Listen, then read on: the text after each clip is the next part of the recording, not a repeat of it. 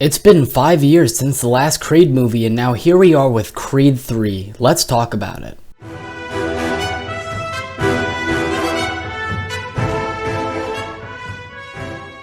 What's up guys, welcome to Superwise. I'm John and Creed 3 has officially released. I love both the Rocky and Creed movies, and naturally I was very much excited for this one. So what did I think of Creed 3? Is it better than Creed 1? No. Is it better than Creed 2? No. But is it still a worthy addition to the franchise and is still very good? Yeah. While I didn't love the movie, I thought it was very good and I very much enjoyed it. I really liked it. There are definitely aspects that I loved about it. When Michael B. Jordan said that this movie was going to be more personal and more intimate, he meant it. That's what I love about this movie. It is very Adonis-centric. We really dive into his backstory, his past that scares him.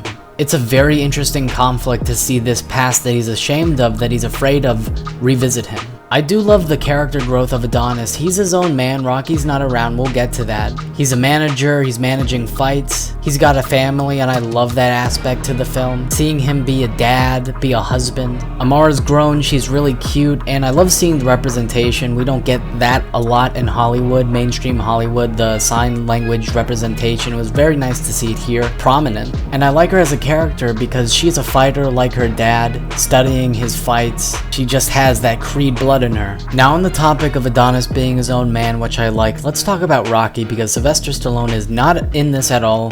Rocky gets mentioned like once. Did the movie work without him? And I think yes, in service of Adonis. Him struggling and him facing his past alone, I thought it was very good in service of the story. I did occasionally miss Rocky and the movie did lack his magic, but the story was so good that it didn't bother me that much, plus Creed 2 gave the character Rocky a great ending. Now let's talk about Jonathan Majors because he is just crushing everything right now. He's such a good actor and he is so great in this. Definitely the best Creed villain. He is so menacing and intimidating. When he steps into that ring, he's just a force of nature. The absolute power this guy brings, man. Jonathan Majors is a talent. And I believe the friendship between the two of them, there was a friendship, but there was also a subtle rivalry, very much an intensity there that just progressively gets worse, and I love watching it unfold. Now this is Michael B. Jordan's directorial debut, and when I first heard it, I was over the moon about it because I think he's such a good actor and he's been around the talent, and I was genuinely excited to see him get his shot, and man, this man is going places as a director because he crushed it here. As a first time, this was incredible, man. Some very nice close-ups and wides, and when we get into the action scenes, he really breathes new life into the Rocky franchise.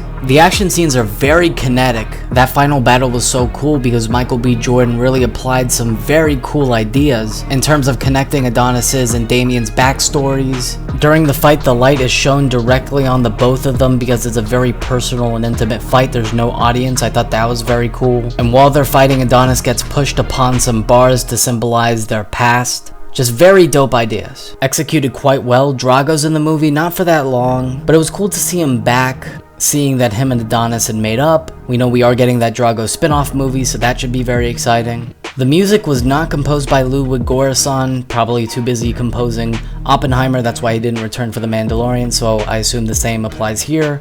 Joseph Shirley of The Mandalorian Season 3, funnily enough, composes this movie, and he does a good job. I was worried that he ditched the Adonis theme, but I like the idea that he retires, and during the montage, he earns that theme back, and even in the final battle, we hear his theme. We even hear the Rocky theme when he wins the fight, which was nice to hear. Performances all around were good. I love Tessa Thompson in this. The negatives, the few that I have, the pacing was very weird at some points. When Marianne died, which was a good scene to me by the way because it was very emotional, her talking to Apollo when in reality she's talking to Adonis as she dies, that was very well done.